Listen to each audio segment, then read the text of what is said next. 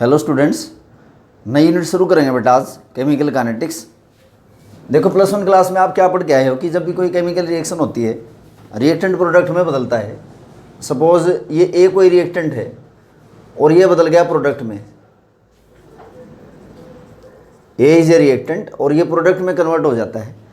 Plus one class में हम पढ़ के आए हैं कि जब रिएक्टेंट प्रोडक्ट में चेंज हो जाएगा तो इसकी स्पॉन्टेनिटी हम पढ़ के आए हैं। किसके बेस पे? On the basis of thermodynamics.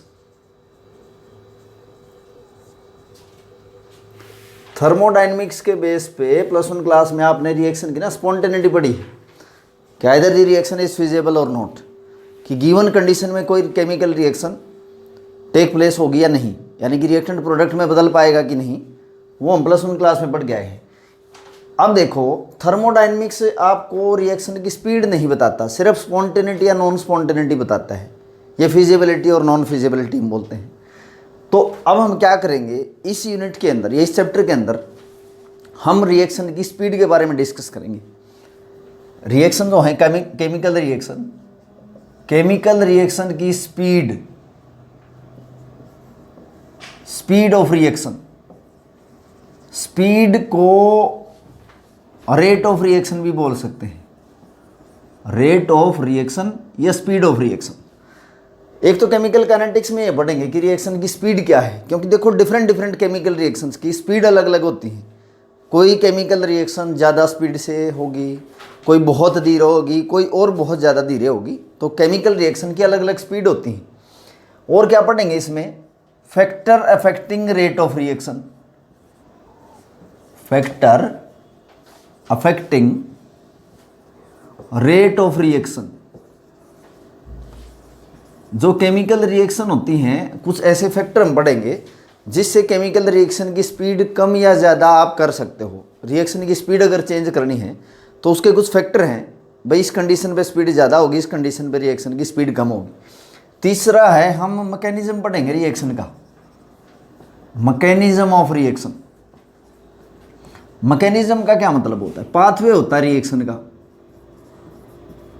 मतलब किस पाथ से रिएक्टेंट प्रोडक्ट में बदला है उसको मैकेनिज्म बोलते हैं। The path by which reactant change into product is known as mechanism of reaction.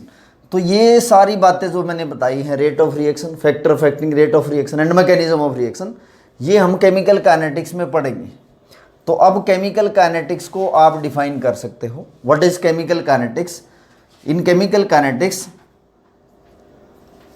तो आप लिख सकते हो it is defined as rate of reaction and factor affecting rate of reaction. Rate means speed of reaction, factor affecting rate of reaction and mechanism of reaction. ये हम किस में पढ़ेंगे? केमिकल काइनेटिक्स में पढ़ेंगे। इसको केमिकल काइनेटिक्स बोलेंगे। देखो काइनेटिक्स का मतलब वैसे मूवमेंट होता है, तो यहाँ केमिकल काइनेटिक्स में हम रेट ऑफ रिएक्शन, ऐसे फैक्टर जो रिएक्शन की स्पीड को अफेक्ट करते हैं, और रिएक्शन का मैकेनिज्म, पाथवे। तो ये तो होगी डेफिनेशन केमिकल काइनेटिक्स की।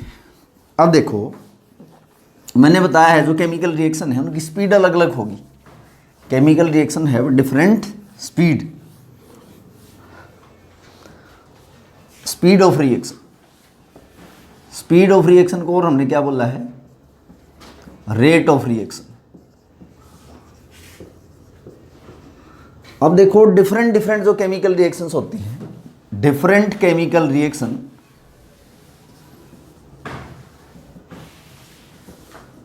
Have different speed. स्पीड को आप और क्या बोल सकते हो बेटा? Rate of reaction. अलग अलग केमिकल रिएक्शन की अलग अलग स्पीड होती है। तो स्पीड के बेस में मैं केमिकल रिएक्शन को क्लासिफाई कर रहा हूं। क्लासिफिकेशन ऑफ केमिकल रिएक्शन किसके बेस पे? On the basis of speed of chemical reaction. First है वेरी फास्ट रिएक्शन। ऐसी रिएक्शन होती है जो बहुत ज़्यादा फास्ट होती है, जैसे कुछ एग्जाम्पल मैंने लिख दिया यहाँ पे। जैसे लिखा है HCl aqueous sodium hydroxide aqueous, acid plus base, it will form salt plus water. जैसे रिएक्शन है, बहुत फास्ट रिएक्शन है। दूसरा एग्जाम्पल देखेंगे, जैसे silver nitrate aqueous plus NaCl aqueous will form AgCl, इसके PPT बनेंगे प्लस NaNO3 एक्वस। ये जो एग्जाम्पल लिखे हैं ये रिएक्शन बहुत ज़्यादा फास्ट है, सेकंड के भी कुछ फ्रैक्शंस में हो जाती है, या it take place in a fraction of second. Second के भी छोटे हिस्से अगर कर दिए जाएं तो उतने कम समय में रिएक्शन हो जाती है, बहुत फास्ट रिएक्शन होती है। दूसरी है वेरी स्लो रिएक्शन, रिएक्शन बहुत ज़्यादा स्लो। जैसे एग्जाम्पल है रस्टिंग ऑफ आयरन, लोहे को जंग लगना। अब देखो जो रस्टिंग आयरन की, ऐसा तो है नहीं कि ये 5 मिनट के अंदर ही रस्टिंग हो जाएगी, हो सकता है कि कई इसको महीने भी लग जाएं या दिन लग जाएं। तो ऐसी रिएक्शन जो बहुत ज़्यादा स्लो होती हैं वो रिएक्शन होती हैं। तीसरी है moderate speed reaction. Moderate speed का मतलब होता है जिन रिएक्शन की स्पीड ना तो बहुत ज़्यादा होती है ना बहुत कम होती है, ऐसी रिएक्शन को क्या बोलेंगे, मॉडरेट स्पीड रिएक्शन। जैसे एग्जांपल है हाइड्रोलाइसिस ऑफ सुक्रोज। सुक्रोज के अगर हाइड्रोलाइसिस की जाए, सुक्रोज क्या है बेटा, सुक्रोज का ये फार्मूला है C12H22O11। अगर आपने इसकी हाइड्रोलाइसिस कराई एसिडिक मीडियम में, तो यहाँ लिख देता हूँ इसके प्रोडक्ट यहाँ लिख रहा हूँ बेटा मैं इसके। तो इससे बना ग्लूकोज और fructose. Suppose this is glucose और ये फ्रुक्टोज है। देखो ये रिएक्शन बहुत ज़्यादा क्या है, बहुत ज़्यादा ना तो फास्ट है ना बहुत ज़्यादा स्लो है, मॉडरेट स्पीड रिएक्शन है। अब देखो जैसे रिएक्शन की ना मैंने क्लासिफिकेशन कर दी, बहुत ज़्यादा फास्ट रिएक्शन है, बहुत स्लो रिएक्शन है या मॉडरेट स्पीड रिएक्शन है। अब एक्सपेरिमेंटली हम क्या करते हैं, रिएक्शन की स्पीड पढ़ी जाती है एक्सपेरिमेंटली, लैब में एक्सपेरिमेंट किए जाते हैं। अब ये भी पॉसिबल नहीं है कि जो रिएक्शन बहुत ज़्यादा फास्ट हो इनकी स्पीड या रेट डिटरमाइन किया जाए एक्सपेरिमेंटली, क्योंकि कुछ ऐसे पैरामीटर होते हैं जो कि मेजरेबल नहीं हैं, इतनी फास्ट होती हैं रिएक्शन। दूसरा है कि बहुत स्लो रिएक्शन है कि भाई कई दिन या कई महीने रिएक्शन चली, तो ये भी इतनी स्लो रिएक्शन होती है कि जिसको एक्सपेरिमेंटली डिटरमाइन नहीं किया जा सकता इसकी रेट या स्पीड। तीसरी है मॉडरेट स्पीड रिएक्शन। ऐसी रिएक्शन ही सिलेक्ट की जाती हैं अगर रिएक्शन की आपको स्पीड पढ़नी हो या उसका रेट डिटरमाइन करना हो, तो मॉडरेट स्पीड रिएक्शन यूज़ की जाती है। अब अगली बात ये आती है कि ये जो अलग अलग रिएक्शन है इनकी स्पीड अलग अलग ही क्यों है, why the chemical reaction have different speed. क्योंकि बेटा ये हम लोअर क्लासेस से ही पढ़ते आ रहे हैं कि रिएक्शन की स्पीड अलग अलग इसलिए होती हैं क्योंकि जब भी रिएक्टेंट प्रोडक्ट में बदल जाएगा तो होता क्या है कि रिएक्टेंट के बीच में बॉन्ड टूटते हैं और प्रोडक्ट के बीच में नए बॉन्ड बनते हैं। तो ये जो आयनिक रिएक्शन है ये इतनी फास्ट क्यों है, यानी कि ये जो बहुत ज़्यादा फास्ट रिएक्शन है, ये आयनिक रिएक्शन है, ये इतनी ज़्यादा फास्ट क्यों है, क्योंकि यहाँ ना रिएक्टेंट आयन्स की फॉर्म में है। जैसे यहाँ HCl एक्वस है तो मैं लिखूँगा H plus aqueous plus Cl negative aqueous, और ये लिखा है NaOH एक्वस यानी कि Na plus aqueous plus OH negative ion aqueous, यानी कि ये रिएक्टेंट पहले ही आयन्स की फॉर्म में है, यानी कि आयन्स को सिर्फ जुड़ना बच जाता है। H प्लस OH के साथ जुड़ गया, Cl नेगेटिव Na प्लस के साथ जुड़ गया। यानी कि हम ये भी कह सकते हैं रिएक्टेंट के बीच में बॉन्ड टूटते हैं, प्रोडक्ट के बीच में बनते हैं बॉन्ड। तो अब बॉन्ड को तोड़ने के लिए एनर्जी की ज़रूरत पड़ती है। जहाँ बॉन्ड तोड़ने के लिए ज़्यादा एनर्जी खर्च होगी ना, वो रिएक्शन स्पीड उनकी स्लो हो जाती है।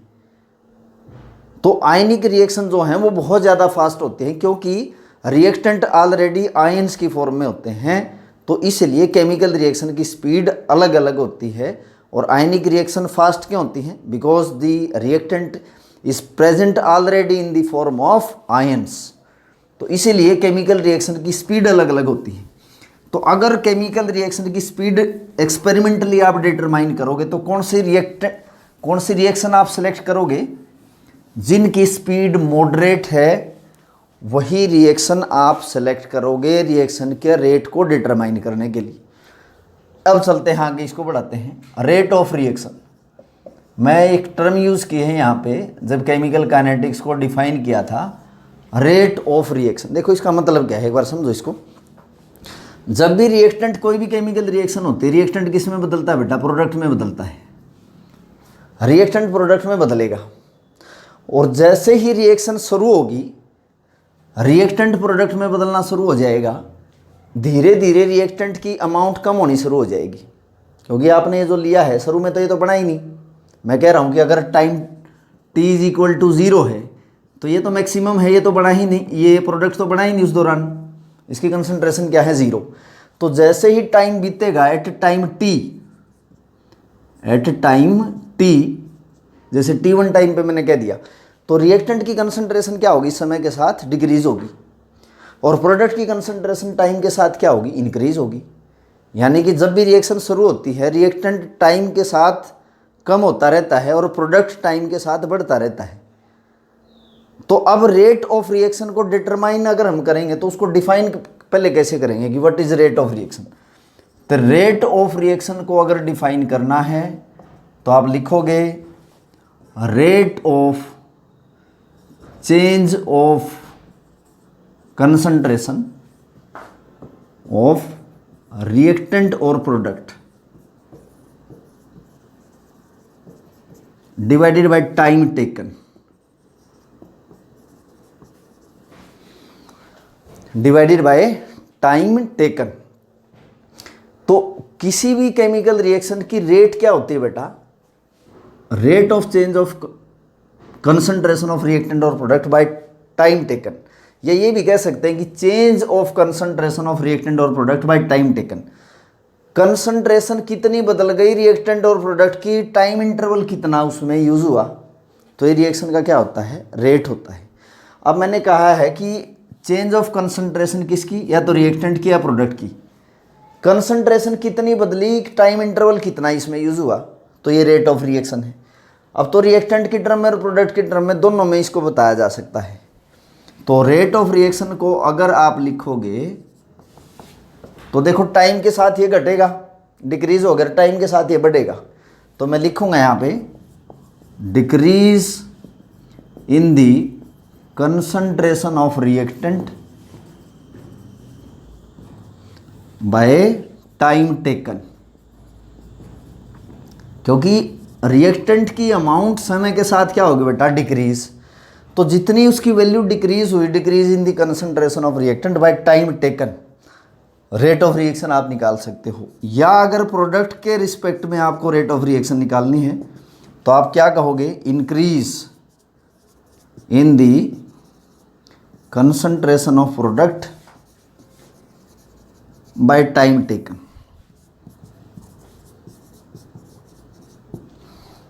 तो या तो आप ऐसे एक्सप्रेस कर सकते हो रेट ऑफ रिएक्शन कि रिएक्टेंट जो है इसकी कंसंट्रेशन कितनी डिक्रीज हुई, कितने टाइम इंटरवल उसने यूज किया। दूसरा है रेट ऑफ रिएक्शन कैसे आप एक्सप्रेस करोगे? Increase in the concentration of product, product की कंसंट्रेशन कितनी बढ़ी, टाइम इंटरवल उसने कितना यूज किया। तो ऐसे हम रिएक्शन का रेट एक्सप्रेस कर सकते हैं। रेट ऑफ रिएक्शन ऐसे हम एक्सप्रेस करेंगे। देखो थोड़ा सा इसी को और दूसरे तरीके से समझेंगे। रेट ऑफ रिएक्शन, मैंने ये कहा है कि रिएक्टेंट बदल जाएगा किसमें? प्रोडक्ट में। कोई सी भी केमिकल रिएक्शन में रिएक्टेंट प्रोडक्ट में कन्वर्ट होता है। और अगर जैसे मैंने कह दिया कि किसी टाइम t1 पे, एट टाइम t1 जो रिएक्टेंट है ना उसकी कंसंट्रेशन R1 है। At time t1 concentration of reactant is R1। At time t2 concentration of reactant is R2, क्योंकि समय के साथ हर फ्रैक्शन ऑफ सेकंड के साथ रिएक्टेंट और प्रोडक्ट की कंसंट्रेशन बदलती है। At each fraction of second concentration of reactant and product is changing. तो मैं कह रहा हूँ t1 टाइम पे इसकी कंसंट्रेशन R1 है और कुछ समय के बाद इसकी कंसंट्रेशन R2 होगी। ऐसे ही मैं कहूँगा कि जो प्रोडक्ट हैं, प्रोडक्ट की कंसंट्रेशन कितनी होगी? प्रोडक्ट की कंसंट्रेशन P1 t1 टाइम पे, और t2 टाइम पे प्रोडक्ट की कंसंट्रेशन P2 होगी। यानी कि हम ऐसे कह सकते हैं कि t1 टाइम पे इसकी कंसंट्रेशन R1 है और t2 टाइम पे इसकी कंसंट्रेशन R2 होगी, यानी कि समय के साथ बदलेगी। और ये डिक्रीज होगा और ये इंक्रीज होगा। और जैसे ये कह दिया कि T1 टाइम पे इसकी कंसंट्रेशन P1 है और T2 टाइम पे इसकी कंसंट्रेशन बेटा P2 है, तो मैं क्या कहूँगा कि जो रिएक्टेंट की कंसंट्रेशन में चेंज आएगा डेल्टा आर, आर का मतलब यहाँ रिएक्टेंट से है, और ब्रैकेट का क्या मतलब है बेटा, ये ब्रैकेट यूज़ कर रखे देखो यहाँ ब्रैकेट लिखते हैं हम मोलर कंसंट्रेशन के लिए। ब्रैकेट किस लिए यूज़ करते हैं, मोलर कंसंट्रेशन के लिए। तो मैं इसको कैसे लिखूँगा, R2 माइनस R1 ऐसे लिखूँगा, और डेल्टा P कैसे लिखूँगा, and what is P, product. Bracket का क्या मतलब है, मोलर कंसंट्रेशन। डेल्टा का मतलब क्या है, चेंज, R का मतलब रिएक्टेंट, P का मतलब प्रोडक्ट। तो मैं इसको लिखूँगा P2 माइनस P1, और टाइम इंटरवल भी तो बदल रहा है ना, तो डेल्टा T को मैं कैसे लिखूँगा, T2 माइनस T1। तो अब बेटा अगर रेट ऑफ रिएक्शन को लिखा जाएगा, रेट ऑफ रिएक्शन को अगर लिखा जाएगा तो इसको कैसे लिखेंगे, minus delta R bye delta T, या इसको मैं लिखूंगा रेट ऑफ रिएक्शन को प्लस साइन के साथ delta P bye delta T. अब समझेंगे इसको कि यहाँ माइनस साइन यूज़ करा है, यहाँ प्लस साइन मैंने यूज़ किया है। ऐसा क्यों हमने किया है, देखोगे बेटा रिएक्टेंट समय के साथ डिक्रीज होता है और प्रोडक्ट समय के साथ बढ़ता है। तो जैसे मैंने लिख दिया rate of reaction negative sign के साथ change in the concentration of reactant by time taken, ऐसे ही change in the concentration of product by time taken. और इसको मैं कैसे लिखूंगा, माइनस साइन के साथ R2 minus R1 bye delta T को कैसे लिखेंगे, T2 माइनस T1, और प्रोडक्ट के लिए कैसे लिखेंगे P2 minus P1 bye T2 minus T1। इस माइनस साइन का क्या सिग्निफिकेंस है यहाँ पे, ये माइनस साइन क्यों लगाया गया है रिएक्टेंट, क्योंकि नेगेटिव साइन इसलिए लगाया गया है क्योंकि टाइम के साथ जो रिएक्टेंट होता है बेटा ये तो होगा डिक्रीज और प्रोडक्ट होगा इंक्रीज, इसलिए नेगेटिव साइन यूज किया है। दूसरी बात, rate of reaction is always positive. Rate of reaction किसी भी केमिकल रिएक्शन का हमेशा पॉजिटिव होता है। ये नेगेटिव साइन इसलिए लगाया गया है, इसको समझो नेगेटिव साइन क्यों लगाया गया है। देखो रिएक्टेंट प्रोडक्ट में जब बदलता है, T1 टाइम पे जो कंसंट्रेशन है ना R1 और T2 टाइम पे कंसंट्रेशन R2 है, तो आप बताना कौन सी कंसंट्रेशन ज़्यादा है, R1 कंसंट्रेशन ज़्यादा होगी कि R2 कंसंट्रेशन। नेचुरल सी बात है कि R1 हमेशा R2 से ज़्यादा होगा, क्योंकि टाइम के साथ तो रिएक्टेंट की कंसंट्रेशन डिक्रीज होगी, तो T1 टाइम पे R1 ज़्यादा नहीं होगा R2 से। तो इसलिए अगर ये R1 ज़्यादा है तो माइनस और माइनस क्या होगा बेटा, प्लस हो गया। तो इसलिए रेट ऑफ रिएक्शन हमेशा क्या रहेगा, पॉजिटिव, क्योंकि मैं यहाँ पे लिख रहा हूँ कि R1 is more as compare to R2, तो माइनस साइन की वैल्यू आ गई, माइनस इसके साथ मल्टीप्लाई है, तो रेट ऑफ रिएक्शन हमेशा पॉजिटिव होगा, रेट ऑफ रिएक्शन नेगेटिव नहीं होगा। ये तो नेगेटिव साइन इसलिए लगाया गया है क्योंकि टाइम के साथ रिएक्टेंट डिक्रीज होता है, और यहाँ प्लस साइन के साथ इसलिए लिखा है क्योंकि कंसंट्रेशन टाइम के साथ इंक्रीज होती है। यहाँ P2 प्रोडक्ट की कंसंट्रेशन T2 टाइम पे है, P1 कंसंट्रेशन P1 टाइम पे है, T1 टाइम पे है। तो यहाँ क्या होगा, P2 की कंसंट्रेशन P1 से ज़्यादा होगी, यानी कि प्रोडक्ट तो टाइम के साथ बढ़ेगा ही, तो P2 ज़्यादा नहीं होगा P1 से, और R1 ज़्यादा होगा किससे, R2 से। तो रेट ऑफ रिएक्शन को हम लिखेंगे decrease in the molar concentration of reactant by time taken, and product के केस में कैसे लिखेंगे, increase in the concentration of product by time taken. तो ऐसे हम रेट ऑफ रिएक्शन को एक्सप्रेस करते हैं। अब जैसे ये तो किसी भी जनरल टर्म के लिए है, कोई रिएक्शन का जैसे आप लिखो, कोई भी रिएक्शन लिख दी, जैसे मैंने रिएक्शन लिखूंगा मैं केमिकल रिएक्शन, केमिकल रिएक्शन को जब आप लिखोगे तो इनको एक्सप्रेस कैसे करोगे आप, how a chemical reaction is expressed in terms of rate of reaction. देखो भाई, केमिकल रिएक्शन कोई भी जनरल रिएक्शन है, जैसे एक तो रिएक्शन मैंने लिखी PCl5 और ये गैसीय स्टेट में डिकम्पोज हो गया PCl3 gas plus Cl2 gas. बेटा इस रिएक्शन में देखना एक बार ध्यान से, इसका स्टीसियोमेट्रिक कोफिशिएंट 1 है, इसका स्टीसियोमेट्रिक कोफिशिएंट 1 है, इसका स्टीसियोमेट्रिक कोफिशिएंट 1 है। तो अब अगर मैं इसका रेट ऑफ रिएक्शन एक्सप्रेस करूंगा ना, रेट ऑफ रिएक्शन को कैसे लिखा जाएगा, इसको मैं लिखूंगा, ये तो टाइम के साथ डिक्रीज होगा, ये दोनों क्या होंगे, टाइम के साथ बढ़ेंगे। तो मैं इसके लिखूंगा नेगेटिव साइन के साथ delta PCl5 molar concentration by delta T is equal to plus sign के साथ डेल्टा PCl3 ब्रैकेट लगाई है molar concentration by delta T is equal to plus sign के साथ मैं लिखूंगा delta Cl2 by delta T। तो रेट ऑफ रिएक्शन को ऐसे नहीं लिखूंगा मैं।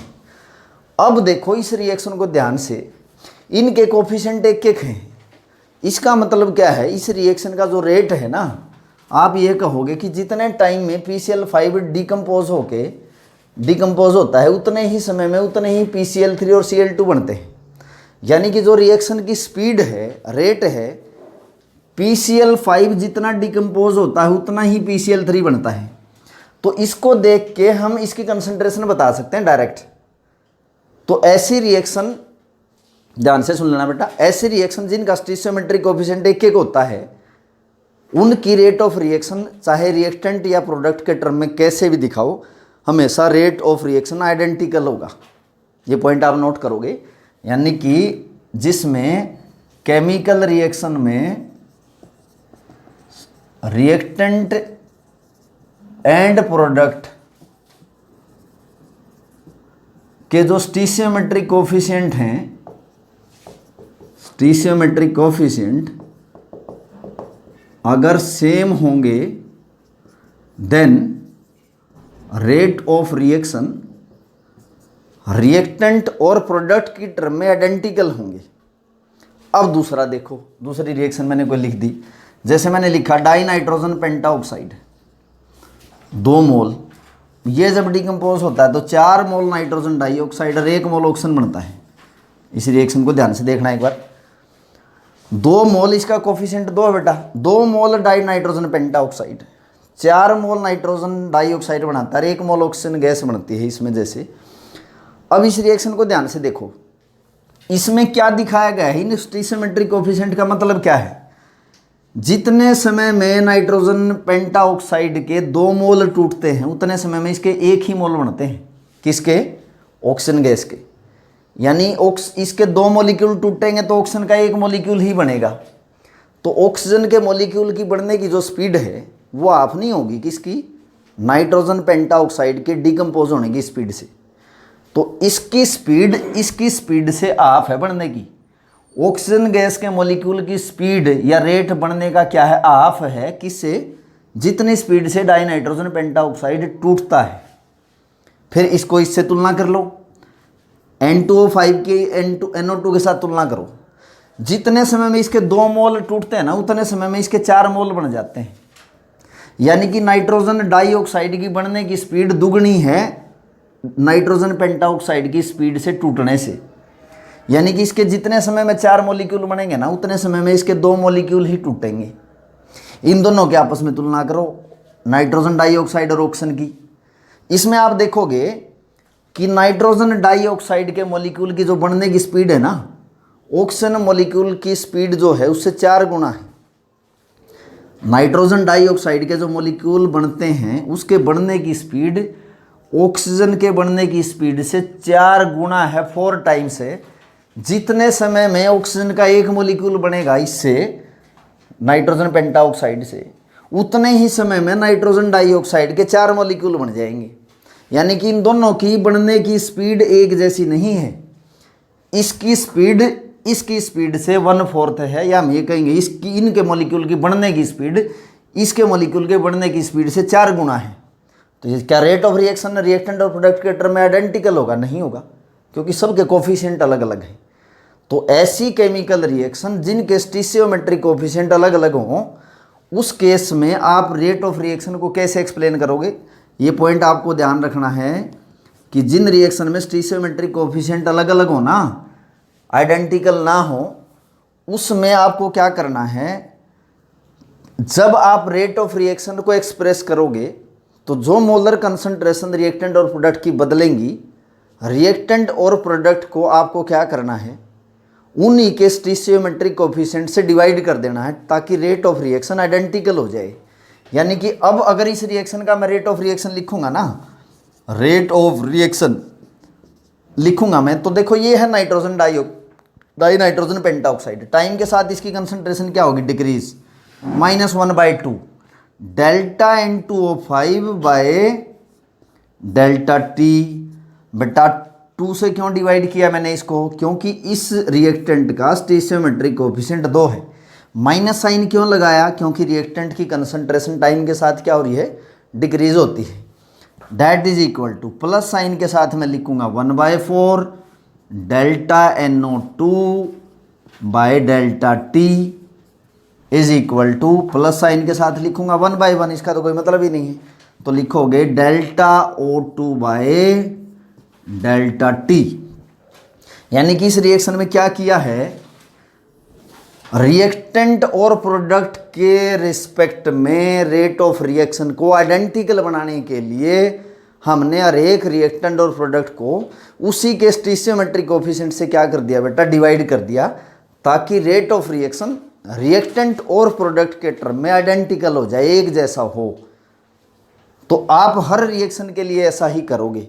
ये तो जैसे एग्जाम्पल लिया है, कोई भी जनरल रिएक्शन अगर लिखो उसके लिए आपको रेट ऑफ रिएक्शन ऐसे ही एक्सप्रेस करना है, जैसे किसी भी जनरल रिएक्शन के लिए, जैसे मैंने रिएक्शन लिखी A, इसका कोफिशिएंट A प्लस B, इसके कोफिशिएंट B है, और मैंने लिखा इसका कोफिशिएंट C, और ये रिएक्टेंट एक D है, इसका कोफिशिएंट D है।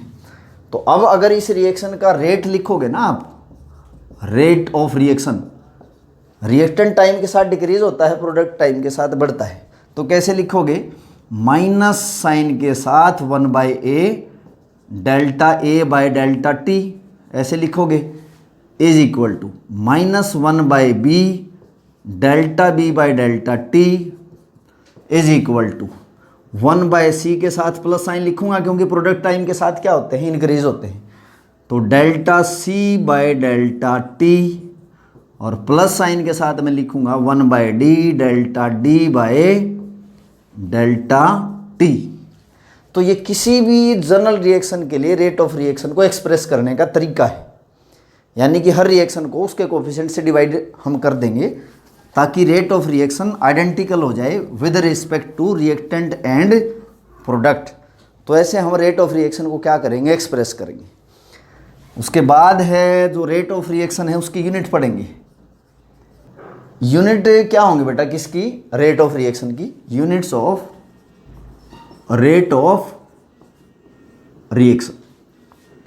देखो रेट ऑफ रिएक्शन होता क्या है, रेट ऑफ रिएक्शन को हम लिखते हैं,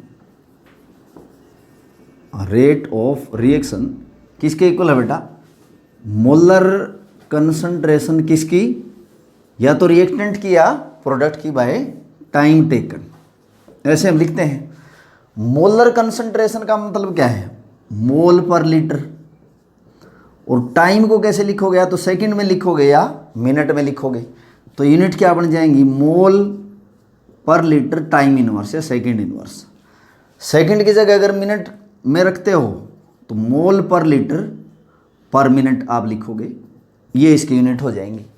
अगर रिएक्शन जो है गैसीय स्टेट में होती है, रिएक्टेंट किस में है, गैसीय स्टेट में है, उस दौरान आप एटमॉस्फेयर में भी इसकी यूनिट डिस्क्राइब कर सकते हो, यानी कि फिर रेट ऑफ रिएक्शन की यूनिट क्या हो जाएंगी, रेट ऑफ रिएक्शन की यूनिट हो जाएंगी, मोलर कंसंट्रेशन की जगह क्या लिखोगे, एटमॉस्फेयर, और टाइम इनवर्स, ये atmosphere minute inverse.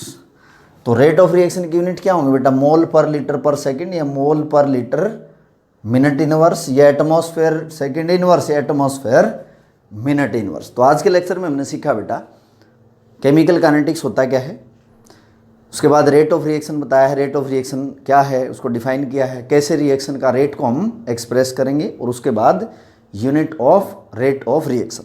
Next lecture में आप सीखोगे कि कोई भी जो केमिकल रिएक्शन है उस रिएक्शन का रेट कैसे मेजरमेंट करोगे एक्सपेरिमेंटली।